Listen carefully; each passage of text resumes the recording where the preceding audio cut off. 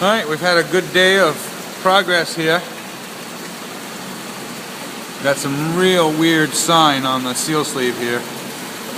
Used a moly grease on the assembly, but it looks like the seal is giving up its life onto the seal collar.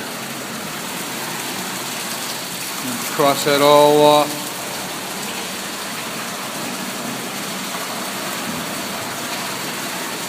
Definitely elusive is not happy with the outside of this as well. So we're going to have to do something at the machine shop to bring that back. But second time's a charm, come apart a lot easier. But the oil is just as rusty and watery as ever. Just as contaminated as it was the first time. But no broken O-rings, no seals that are completely ripped out of it. But not happy with the amount of seal material that's on the collar. So, more investigation necessary.